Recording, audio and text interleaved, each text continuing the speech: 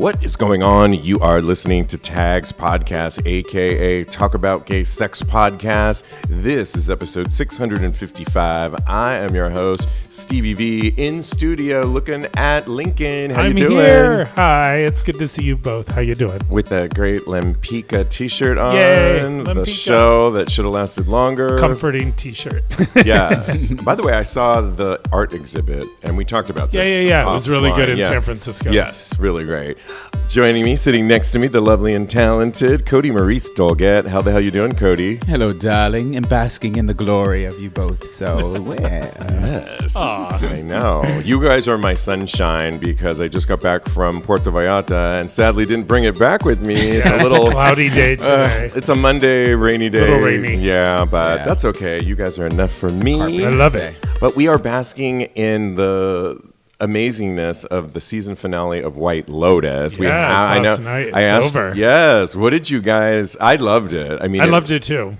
I wasn't sure how they were going to wrap it all up, but somehow Mike White really, his expertise in writing and I like the setup of a weekly schedule where it left on a cliffhanger and every Sunday you were just like, okay, You turn like it that? on. I loved You it. like that? Yeah, at least for this show, if it would have been a binge show, I don't think I would have liked it as much. Well, I have a crazy relationship with White Lotus because the first season came out and we tried to watch it, but it was when Pretzel was really sick and in the hospital. So it was like we couldn't really focus on it. It was supposed to be our escape.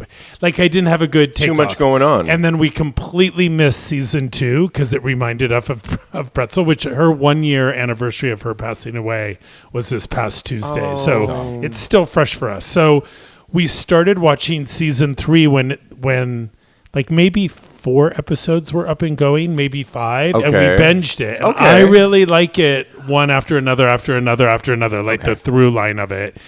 And then we got caught up and we said, let's watch season 2. So we binged season 2 in the middle of season 3. wow. Did you love it in Italy? Loved it in Italy. Yeah. I did think, for me personally, the Thailand spiritual aspect of it was a better first season for me. Okay, yeah. Because Italy didn't have that. Yeah. And neither did Hawaii. I want to go back and watch Hawaii again. Because again, it was like we watched it in the bedroom.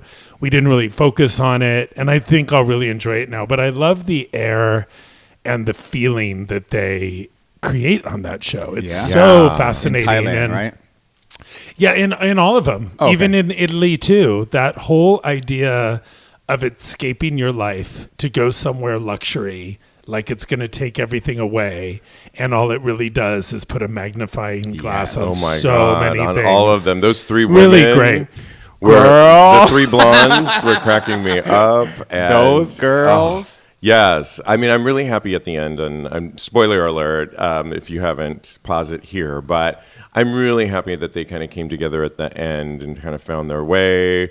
The family, I mean, I'm such a Parker Posey fan, and she was just hilarious to me, and they had some hard confrontations at the tail end that the dad finally, sorry to use a manned up and told him, it's all going to be okay. He didn't, he didn't tell them, but he preluded that something's coming. And we're going to stick together in this. I kind of wanted to see that happen there. He needed to. I wanted it to come a little bit right? more. Like I wanted, like if we listen, shows are perfect. They don't need to be rewritten. They don't need to be redirected by anyone who didn't produce the show because they're not our artistic venture. But if you wanted to learn more, I would have loved for one of them to have gotten their phone and been like, what the hell? Sexy. And have that Parker Posey explosion. it would have to be the Parker Posey meltdown. Yeah, I would have loved to have seen that. But now you're just wanting more, which is always a good place to be also. Well, for me, Patrick Schwarzenegger's character, he did actually, I feel like he did see it because I saw an expression on his face. I agree. To where and he asked his had dad, a realization. too. Well, that was before, but on the boat, he got his phone, and I feel like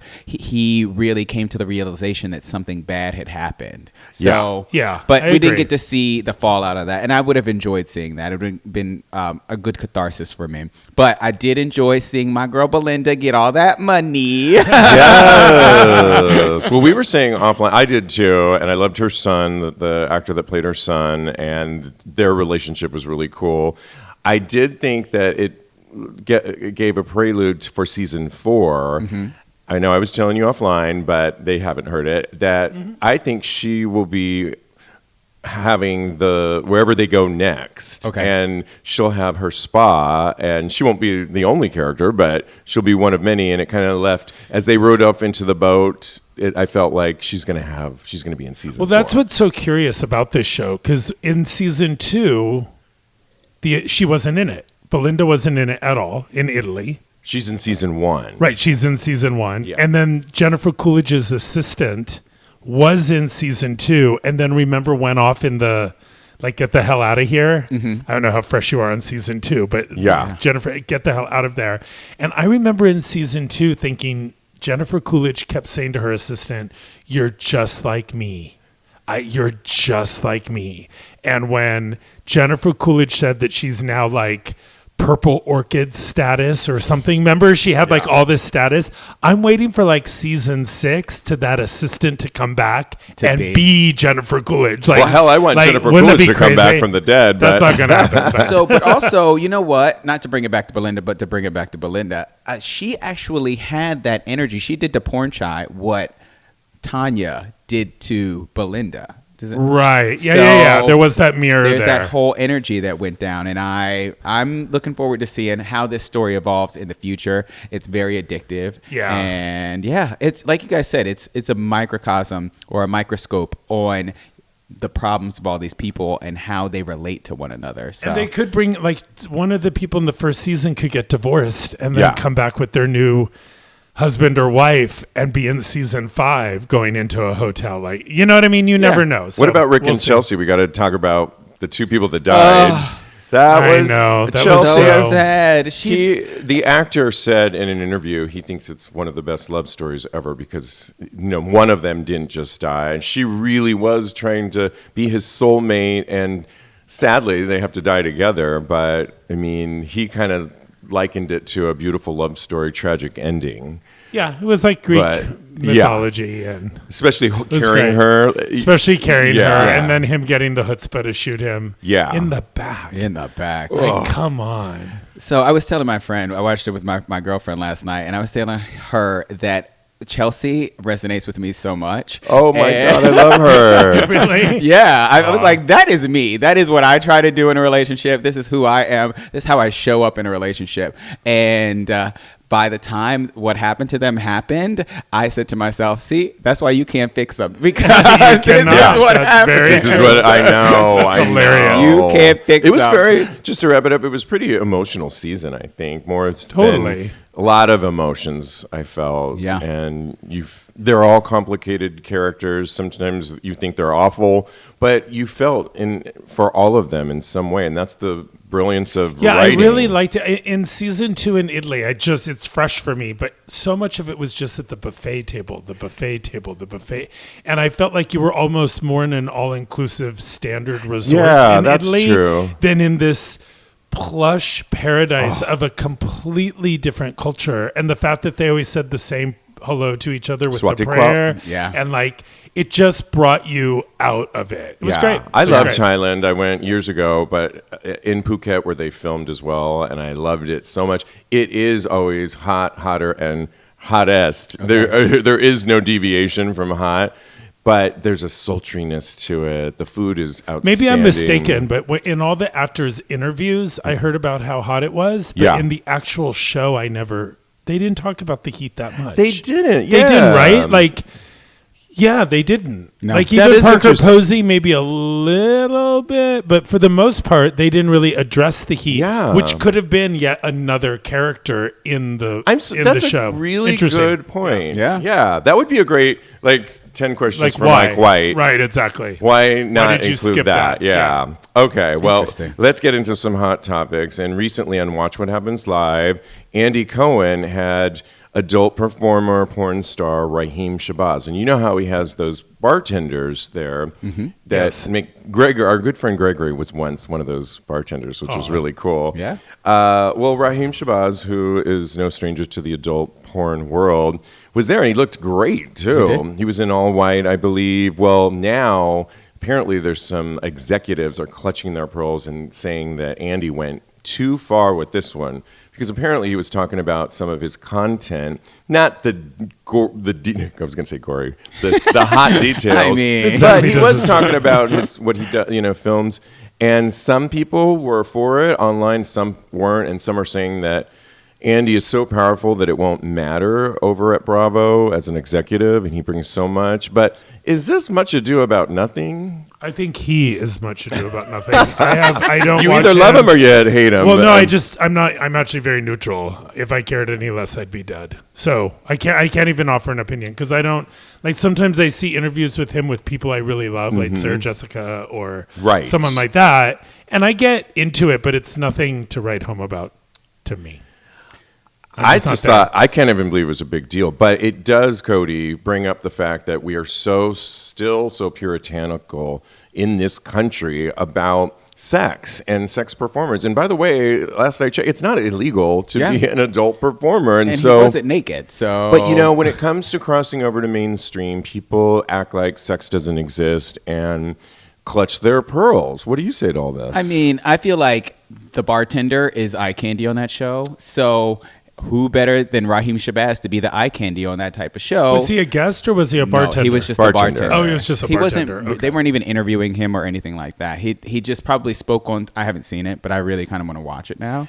But yeah, and do you feel like it's targeting the gay adult world? Like if this was a female adult performer, we wouldn't have and he's black too, we probably wouldn't have as many issues with this. But I kind of feel like I see that. Why are we all up in arms because it's gay and he's black? Yeah, I only know like 2 female performers. So if it was Jenna Jameson back in the 1990s, I mean, a lot of those were on that E! Entertainment show about living in the Hefner mansion, and they all were open about that. And then they would be on TV shows like this, and nobody, blinked an eye on that. Yeah, a gay black male on television is a stone too far. A gay black adult performer on TV, even though it's late night, is... I see your point, and I am here with you. We should protest all those people that are complaining.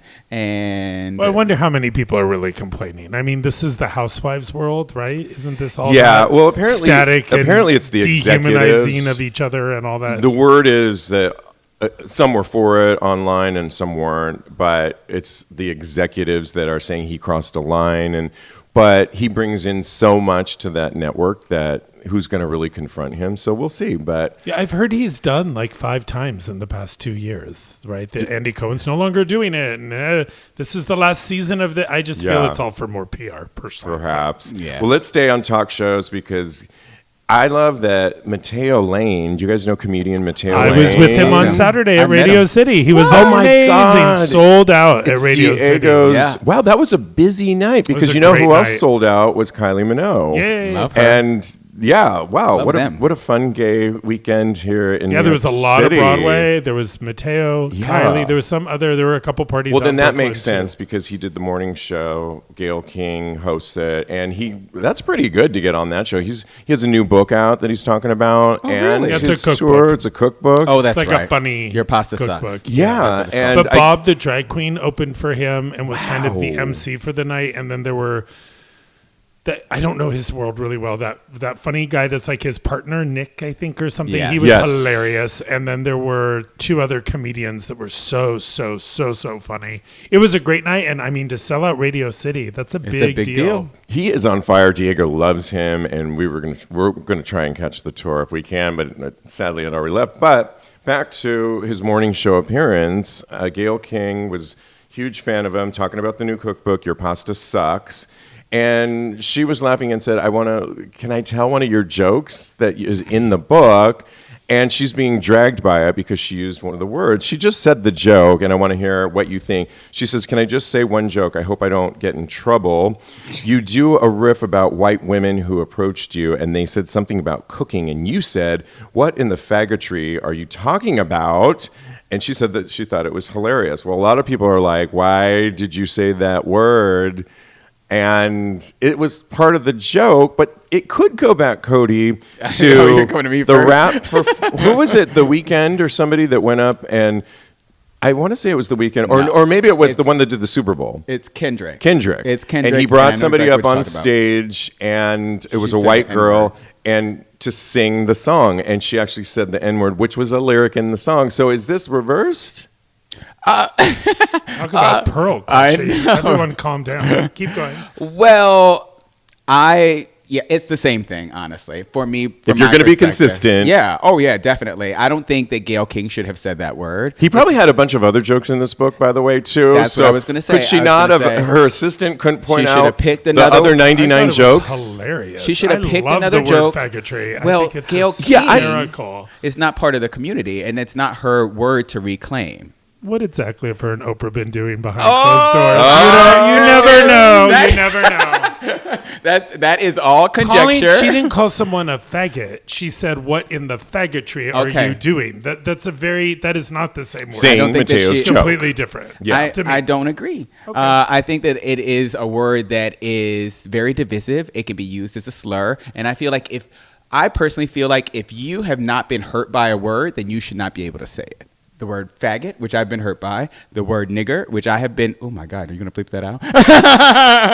You're black. So. I am black. So I have been hurt by that word, so I feel like I can still say it. I don't say either one of those words a lot, but I do think that if you are trying to reclaim a word, then you should have some... I forget what the word I'm looking for is. You should have some authority over that word. Yeah, I mean, for the record, Mateo thought it was hilarious that she said that. He talked about it in the Radio City tour. Yeah. Oh, that's great. She's like, do you guys believe I had Gayle King see a faggotry? Isn't that hilarious? I mean... Because again, it wasn't saying you're a faggot. Yeah. Right. It was like, what in the musical theater world are you talking about? What in the faggotry are you talking about? What in the gay... Like, it to me, and again, I love the word faggotry. I think it's a reclaiming... Yeah, it's different than being called a faggot on the school ground. In a mean... Yeah, it's like, you're right, understanding, and maybe does Gayle King have... I think she has enough gay friends and all that she feels that she can say that word and not offend people. And if you're offended, that's your problem. I mean, I think in some ways it's great for Matteo Lane because it brought him even more press, and he's on fire right now. So that's cool. Yeah. I don't think, I mean, if you're going to be consistent, perhaps it's probably the same as Kendrick Lamar. So I do agree with you, Kodi. But in the end, I also think, why didn't she just pick a different joke? That is like, why was that the one? Well, I probably wouldn't have said it that particular. I would because we're gay, and I probably would say that one back to him. But if I wasn't, I don't think I would say. I would just pick another one. Like, how easy is that? When I heard it, I am a huge Joan Rivers fan. Like, I was listening to that LP. See, and I've never been on my record player over and over and over. And she reestablished the vernacular as a comedian. Okay. And I feel Matteo Lane is doing the same thing with stuff like that. Okay, I see that. He's just as dirty. Yeah, and something that we said earlier with Rhyheim Shabazz about the gender switch. If it was a male that said this, joke back to Matteo Lane, a straight male, how would we feel then? I'm trying to think who's the shock jock. Howard Stern. Howard Stern. I feel like if Howard Stern said it, because it's kind of part of his shtick. And he would just be throwing it back at you. I would be fine with it. I don't know. If Joe Rogan said it, I would be pissed. There we go.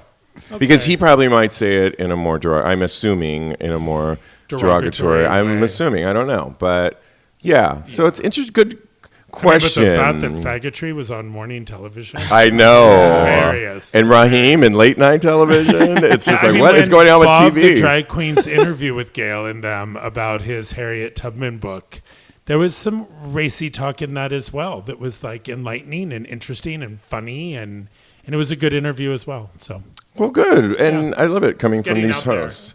All right, well, we had to talk about this. You brought it to my attention. The Trump administration deported a gay makeup artist to the maximum security prison in El Salvador. And it wasn't until a Time photojournalist heard that Hernandez Romero say, "I'm not a gang member. I'm gay. I'm a stylist." And he cried, and they shaved his head like we've seen on TV. And have you guys seen those prisons? They've done a couple profiles on them. They're awful. That's really bad. There are these huge cells in El Salvador where they there's like two huge if you want to call them beds, that everyone's just sitting on and they're just staring out, and they get like beans and rice. That's it. They get like very little time. I mean, it's really, but these are some of the worst criminals ever, self-admitted by them. And it's sad that he got mixed up with all of this. And I mean, they're trying to get him out, but they really believe that he won't survive in there. And when you hear this, Lincoln, with what's going on, and then for this gay Hernandez. It's so absurd. I want to say a joke and be like, was he a bad stylist? You know what I mean? Because it's so bad. Yeah. It's so bad. There's a reason there were 1 million people out on the streets this weekend marching. Yeah, right. It's so bad across the board, whether you point it at a gay person being arrested, and it's just people for tattoos. There was someone in Berlin that was arrested crossing the border from Mexico because they had a tattoo machine on them to give people tattoos. Oh, wow. Like, it's the, you know what it is? It is the exact mess that my news sources and my resources told me it would be. Mm-hmm. Yeah. I have no surprise. Well, Project 2025 said all this was going to happen. Yep. It's just, Kodi, when you hear this, that they're just going like gangbusters. There's no rhyme or reason. It's just like, get everybody. Same with the tariffs. It's just like, you put them on everything. Put them on penguins. There's no like, it's absolutely ridiculous. And I don't understand how there is no structure.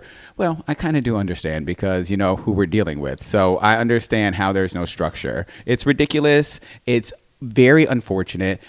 We need to be doing all that we can in order to stop this regime from progressing and building these things, and we need to do everything we can for this to stop, because it is crazy. It's just insane to me. Yeah, we need to really free Hernandez Romero as well soon, because I mean, I just saw so many profiles of that awful jail that it's just like, it left an imprint in my mind. Yeah.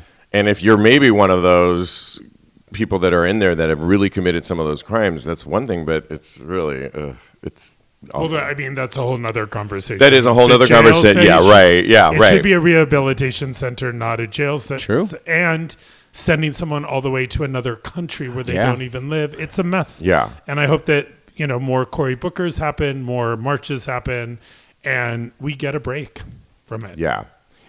Let's switch gears, unless you were going to say something. I don't have all of you. I was reading something the other day, and it's not all up there, so I'm not gonna address it. But I'll try and come back to it maybe in a future episode, because we won't be able to stop talking about this. I mean, it's not going away anytime soon, sadly.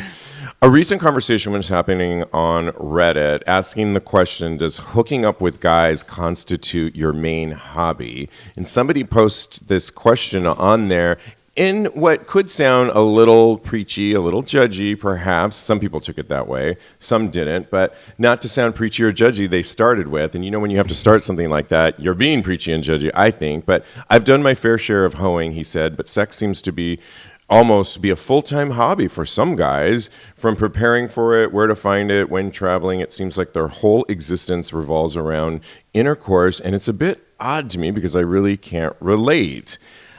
This person goes on to say that they've had enough with strangers and they want more connected interactions that they have. And so some people got it and said, yeah, I've moved on from that period, or I had a period of that in my lifetime. There was a time, or what is it, Jan Levanson? A reason, a season, and a time for healing. Right. Love that. Okay. That's one of my favorite sayings. But yeah, others said, hey, I have a lot of hobbies, and one of them happens to be always looking for hookups and such. And we all know, I used to have a friend here in this building, and I swear every time I hung out with them, it was kind of a hobby with him. He was always on his, like, literally, whatever we were doing, he said, oh, I have somebody coming over later today. I have somebody this morning. And I was like, I was amused. And I think he had a lot of other interests too, but it kind of was a hobby.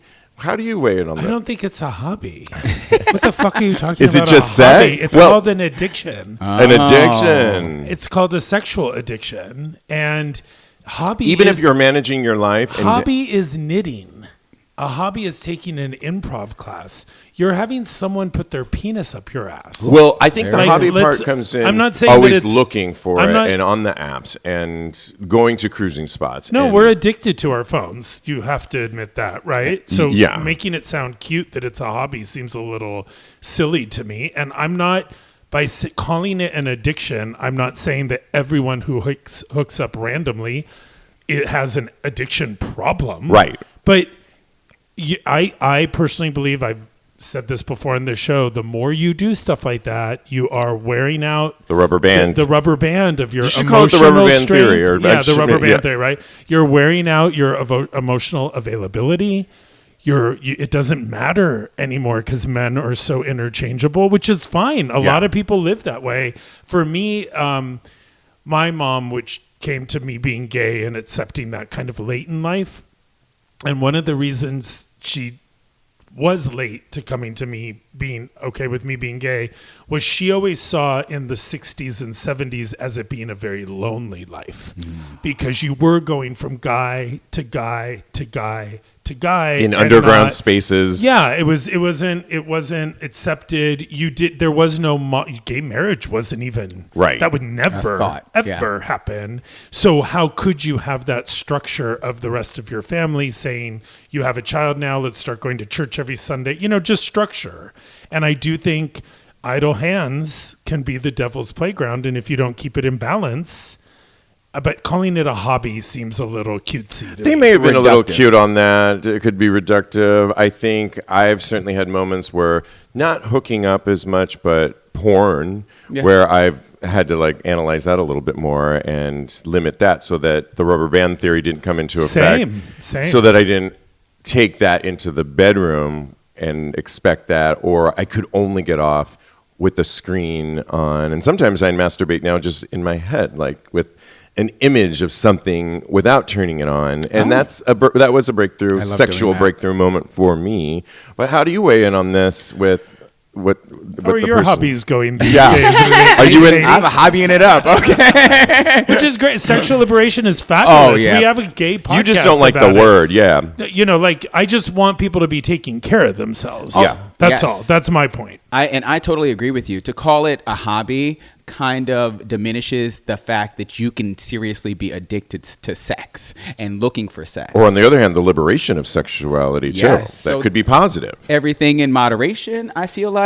I am currently in a hoe phase. Good for you. But I am trying to be liberated and to find my sexual identity again. So I'm going out there and I am having fun with as many guys as they will let me. Consensually. You can get on your dance card. Exactly, honey. But I am very wary of it becoming an addiction or it degrading me or making me feel like it's actually harming me. So I'm very mindful of that. But I'm still in my hoe phase. I'm still going out and doing things and having fun. Well, what I will say to you, a great way to keep that in check is, are you remembering what you're doing? Yeah. Because if all of a sudden at the end of 3 months you've slept with 47 guys and you don't even remember half of them. No, I write them down. What exactly are we doing? You know what I mean? Really? Do you write them in your journal? Yeah. Oh my God. Wait, do you really? Yeah. Wow. I call it my hit parade. That's actually really smart, actually. I wish I had the energy after it. I would have a hand cramp. Too many. I put them in my phone. Like you said, we're addicted to the phone. Yeah? Okay. So I kind of like that. Yeah. That's kind of cool. So just so I don't forget, so I understand and I take each session or each interaction and I really can recount it because I feel like for me, I'm very forgetful. So it's something that I do in order to not lose that attachment. Nice. Yeah. Got it. Okay, well, there's a new book that is coming out called The 4 Rooms by David Wickman, and he's been on our show before. Kodi, we had him on Tags Live, and he has a brand new book. He's a former, I think still, sex worker, and he writes about his experiences. But in The 4 Rooms, which is a nod to indigenous culture, that The 4 Rooms is the mind, the spirit, the spirit, what would be the other two? You break down the body, and there's one other one. And so it's kind of cool. And his new book's called The 4 Rooms, An Inquiry on Sexual Freedom and Well-Being.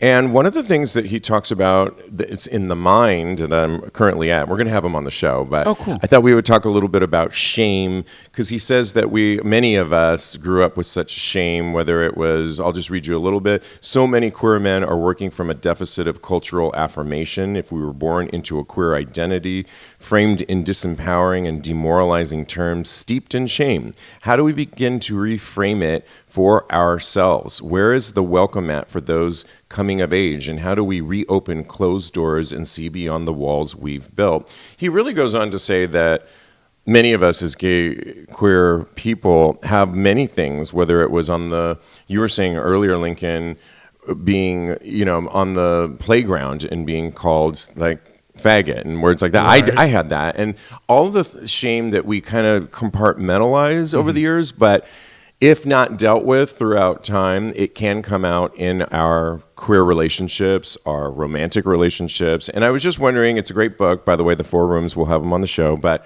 have you dealt with shame, and had you had to deal with it throughout the years, and how did you, Lincoln? I think I compartmentalize it throughout my life, because there's true shame of like, wow, what did I really do? I went overboard. And then there's other people's judgment of my behavior or my sexuality that's literally their problem. Yeah. Like they're coming at me with their own understanding of what being gay is, or what being out is, or what being, an activist in the gay community is about. And they can bring all that to the table. It doesn't mean it's true, and it doesn't mean I accept it. Right. So I also, like I said, I compartmentalize it, because I remember, I was an altar boy in a Roman Catholic church. When I got confirmed, I remember if you were gay, you couldn't really be a Roman Catholic, but I knew I was. Right. So that doesn't mix with the message here. And I'm not going to throw away all of my faith upbringing just because of this law that's a reading of the Bible in a certain tone. Mm-hmm. They also say if you sleep with someone else's wife, you have to stone them, or there's right. So many things in the Bible that you could pull out and point at a person. But again, that finger is by somebody else. So I will say, when I haven't had the best behavior, if I haven't really cheated on a lot of people, but if I haven't, if I cheated on people or if I lied to people, that's where my shame comes in, because I always knew that being gay was what it was. Like I even remember speaking back to my mom and coming out. I remember there was a tone that if I had said I was gay, it wasn't going to work. So I would be like, I'll be with a woman, I'll be with a man, I'll have 8,000 animals, I'm going to have a life filled with love. It's my life, let it be. Yeah. I'd rather diffuse your judgment of my sexuality than try and work out the shame that you're laying on me that isn't really warranted, because it's not my shame. Yeah, I think that's a really good evolution on how we should all be. I mean, I can think of 2 ways I've evolved in many ways, where coming to terms with my sexuality for my whole family, and recently I'm engaged, and talking to my mom, who's totally accepted my engagement and the marriage. And we had this whole conversation on who I should invite to the wedding. And it came down to some of my relatives that I've never really told. The cousins know I'm gay. They follow me on social media. But she said, no, if you have to invite your aunt, my 93-year-old aunt. I'm like, oh, really? And you have to invite your Aunt Barbara. And our Aunt Barbara is a little bit more on the conservative side. And so I'm like, really? But my mom, really? And I just loved how I have these conversations now with my mom that I would never have had. I've accepted myself so much more. On the flip side, that I still deal with it sometimes, is we were talking on a recent episode where I was in Puerto Vallarta, and these Canadians came over, and the guy just assumed I was straight and was talking to me about cars and bro talk, basically. He was 72, so I don't know about bro, but until we got to, did you leave your girlfriend back home? I said, that would be my boyfriend. And he was so taken aback. And I was trying to fit in a little bit at first with talking about the few things I know about cars, but then I put it in his face. But lastly, I'll say, and then we're coming to you, is I've walked down the street with Diego before, and he'll hold my hand, put his arm around me, and I'm pretty good about it. But sometimes I get a little like, more for safety issues, but are they going to all assume I'm gay? And that's a little internalized shame that I still have to deal with, I think. What do you say? I totally agree with you both. I can definitely see Lincoln's point about how religion can bring on shame, and that's something that I carried for a long time because, again, Catholic Church says that it's wrong, and I know inside that this is something that I am attuned to. I'm a gay person inside. I'm really attracted to men, and everything about this religion is telling me that I'm wrong. So I carry a lot of that with me. Societal shame, I have a lot of, because again, everybody is telling me that this is wrong. It's how I know that I have to live my life. So I carry a lot of that with me. And growing up and becoming a more evolved human has taught me to shed that and to also silence that voice in my head that tells me that I should feel ashamed. So a lot of it is growing. A lot of it is becoming more confident in yourself. But I don't know if that voice has ever really gone away from me. Yeah, it can have evolutions, and you can feel better about it sometimes, and then it shows up again. Yeah. And that's kind of part of many, not all of us, existence. So. Well, we've also come a long way. Yeah. Like Marianne says, I can't get too depressed about where I am because I'm so impressed with how far I've come. True. And we have come as between the AIDS crisis and the compassion that had, brought a lot of people to the table to not judge gay people like they were prior to the AIDS crisis. That brought a lot of empathy to the table. All of the rights that have been when gay marriage passed went like that are threatened now. Our culture is also working for us to de-shame our behavior as well. Although one would argue that now currently in America, it's being flipped again, and we're having to confront a lot of those things. I agree with you, but the only thing I'll say keep in mind with that is a lot of the tactic right now is to scare people through the rhetoric. So people are up on the news shouting, we're going to arrest you. If you're here illegally, you get out. That's just telling people to run away through... There might not even be doing anything that dramatic. Yeah. It's putting the message out there. Fear. So let's not cloud with their messaging how far we've come. Exactly. I totally agree with you. I feel like we have way more people on our side than we did previously. So life is moving on. Yes. I know it feels like there's a dark cloud over us all, but we are still moving on. I really like this site. Often I get some stories from LGBTQ Nation. They do some really good stuff. There was a really great article worth posting on TAGSPodcast that written by Chaz Quigley entitled "Loneliness is Inflicted on Queer People. Dancing is How I Fight Back." And the tagline is "Queer loneliness is by design. Go out, meet people, and find your community."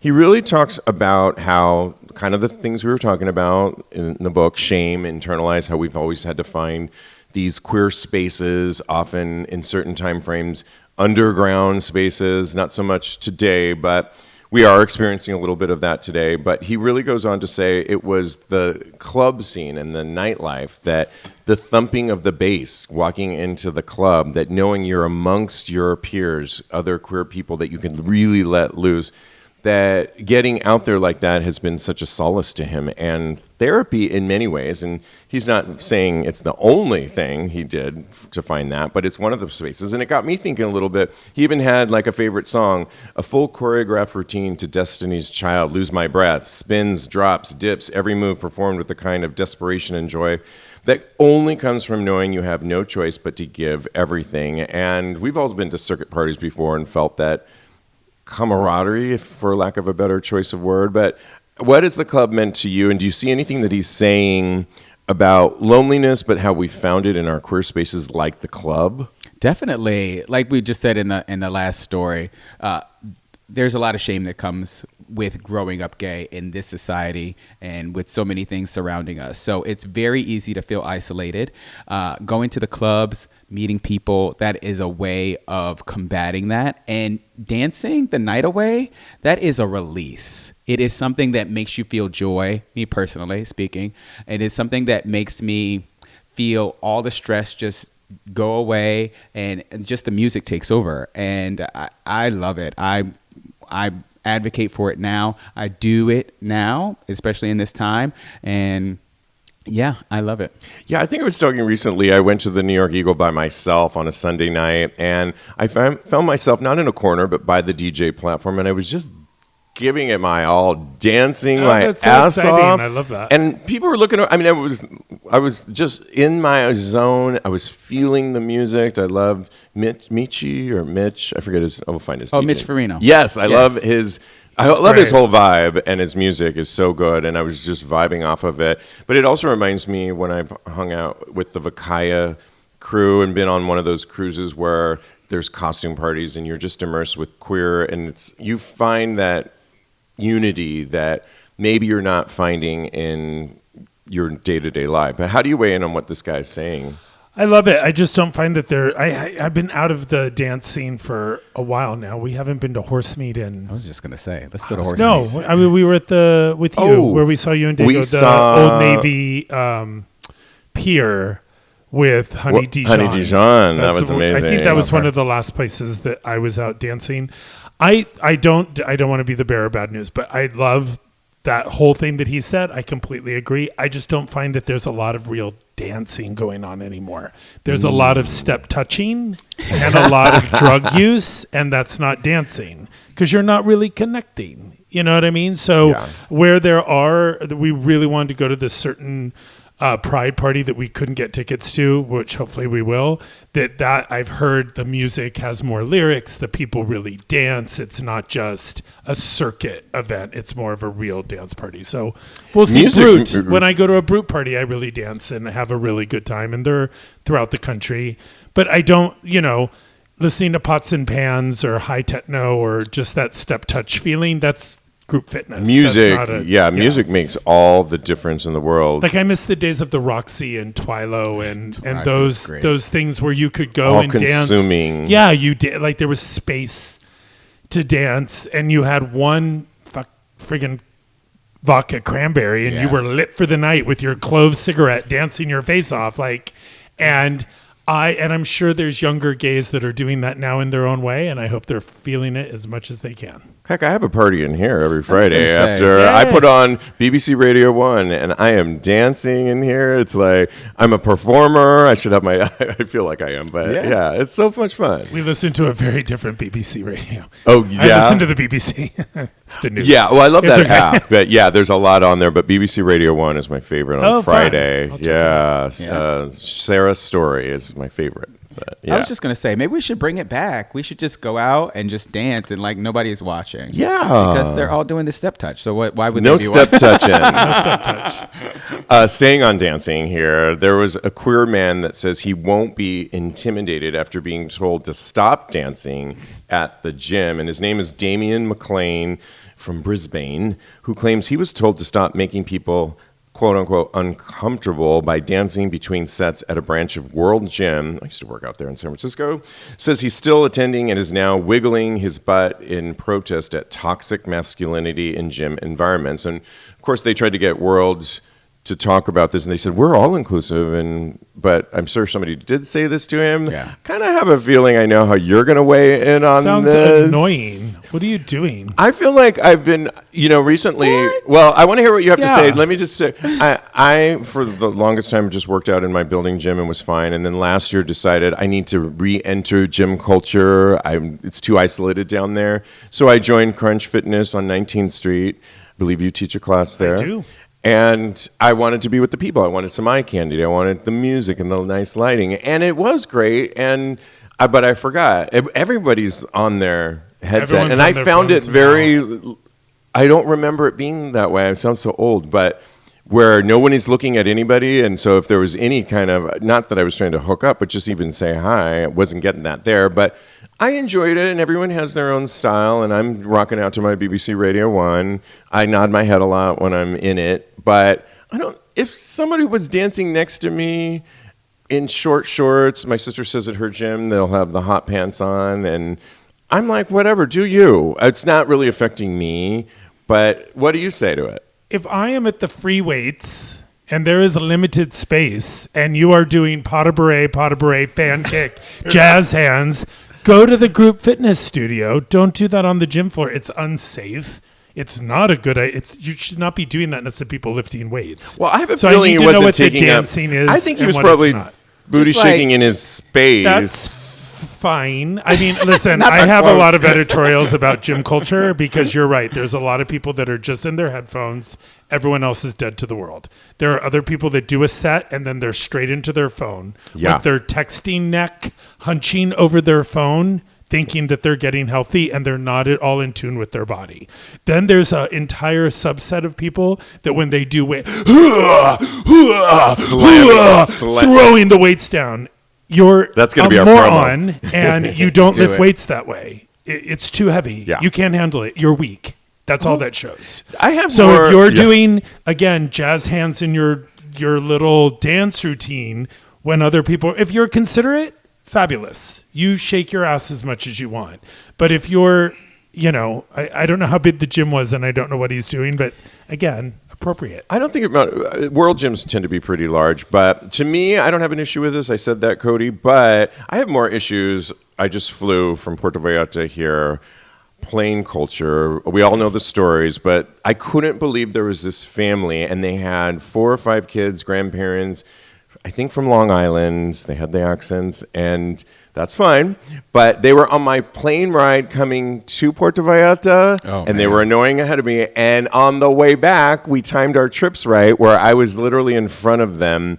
And everything from the little girl throwing up next to me and the guy giving her the Heimlich maneuver to her screaming at the top of her lungs for an hour. I'm not even joking. And they weren't seemingly doing anything. She stole my little chocolate and my little thing. And finally, I just gave it to her. She did? I gave it to her. Well, the mom kept putting it back on. And I was like, you know what? She needs this more than I do. I'm like, here.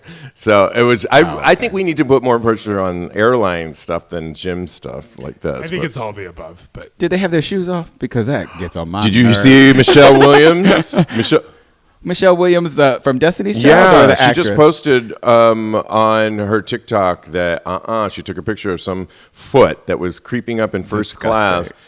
Right, and she was like, oh, no, ma'am, and blasted. Disgusting. Anywho, I agree with you all about the airplane culture. That's everybody should everybody should. Yeah. They don't all, but yeah. Personally, on the gym culture, I was just dancing at the gym today. I was dancing and wiggling around. Not anything. Wiggle it. Not a full 8 count. I wasn't doing any choreography or anything like that. But I had my earphones on. I said hi to some people. I was very friendly to people. And I just danced around. I know it probably could be annoying to some people. No, I'm the same way. I can move to a beat while I'm working out. That's one thing. He was asked to stop because of choreography. It's the way choreography? There's a difference between, I don't know. If you're step touching at the gym, you're fine. Yes. I was dancing full out. He claims that it was making other people uncomfortable. So that's your barometer. If you're making more than 2 people uncomfortable. But is it homophobia? That was going to be my point. Is it because he's gay and in these short shorts and dancing? I don't know. You're just being annoying.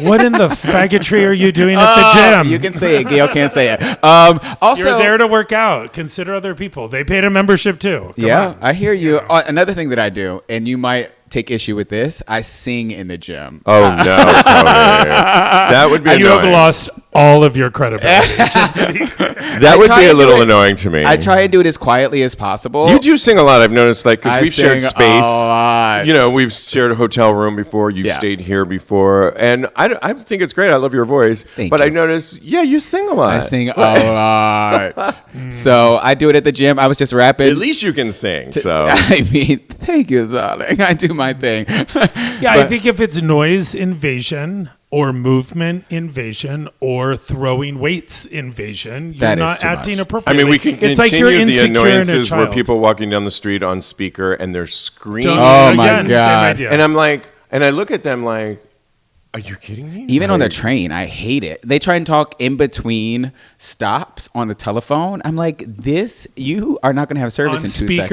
On speaker with video sometimes. If I was on, I would be hanging up if I knew I was being blasted out. Yeah. And I have had to do that. I've never done it on speaker, but I have been on the phone in close quarters, and I am so apologetic. Mortified. I'm like, I have been waiting for this call forever. I am so sorry. I'm going to try and keep my voice down, and I put my hands in front front of my mouth. And when you do that, everyone is fine with it. Yeah. Oh, yeah. Everyone's like, oh, don't worry about it. You could be louder. But when you're completely oblivious to everyone around you, it's that's rude. Even in my taxi cab ride, and like from the airport, if I'm calling my mom, I'm even very like talking in the window. Because I mean, it's just one driver in front of me, but I'm a little... He doesn't need to hear all my... He doesn't need to hear all my business. Can I just say something about this really quick? So we went and saw The Last 5 Years on Thursday with Nick Jonas. It's a Broadway show. And Adrian Warren. How did Nick Jonas find time to get in a Broadway show? It's a great show that they fucked up royally. Okay, got it.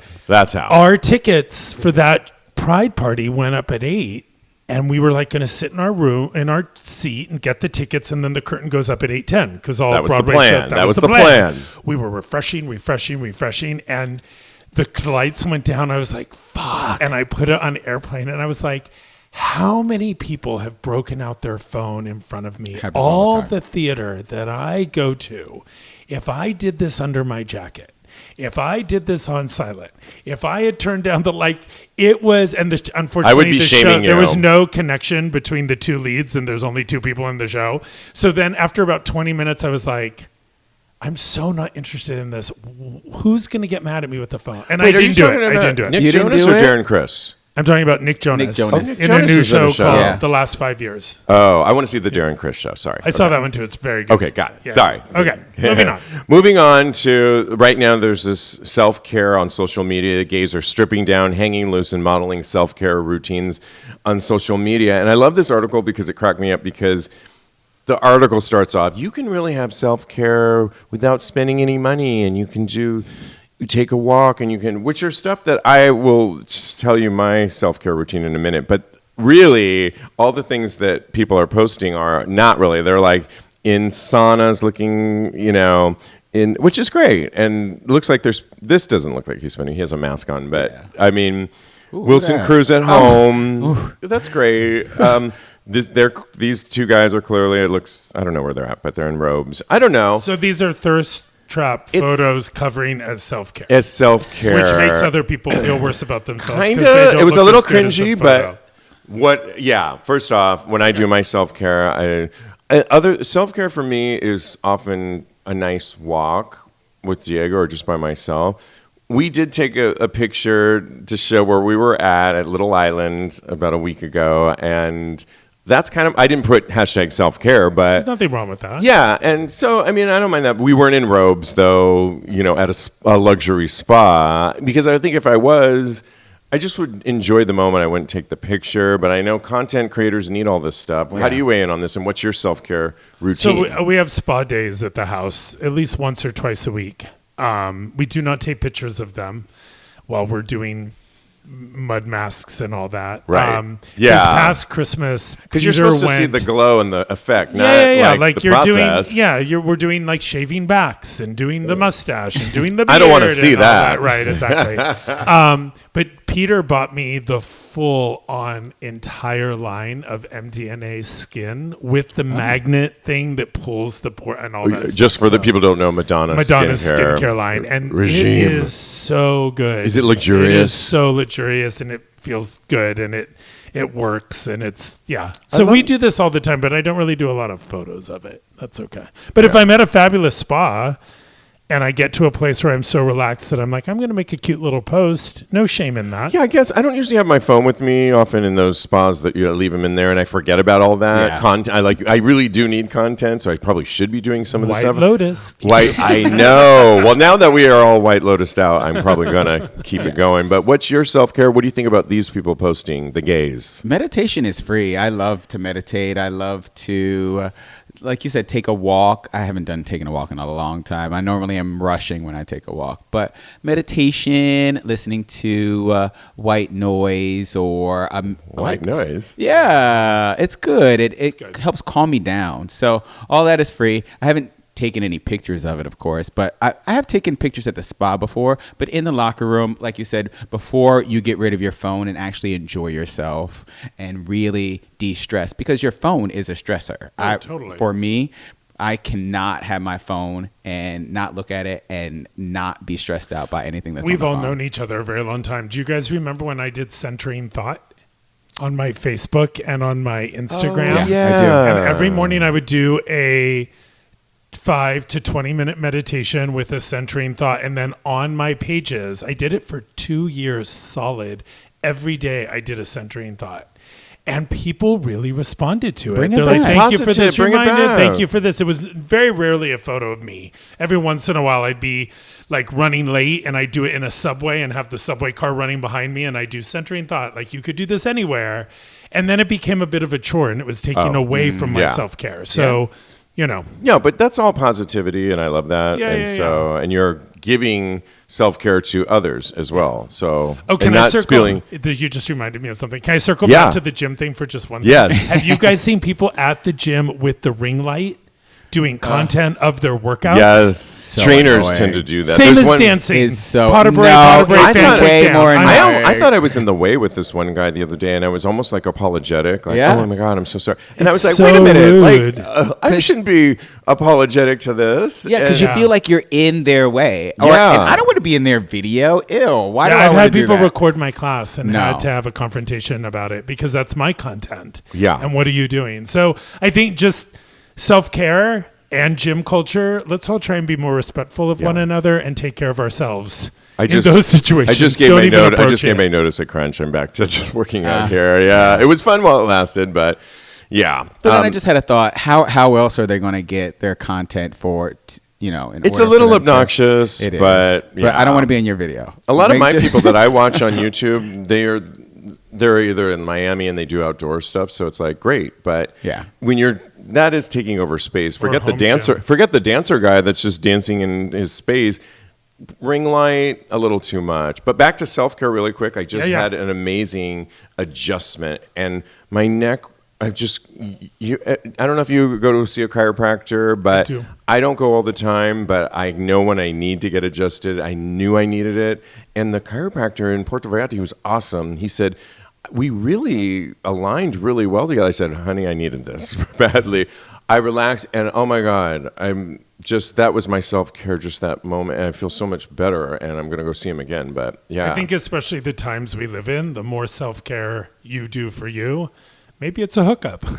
The better. Because we all need that. We all need that these days, whether it's a massage or an adjustment or a workout or whatever it looks like. And I'm definitely recording that, the hookup. Okay. Great. With the ring light.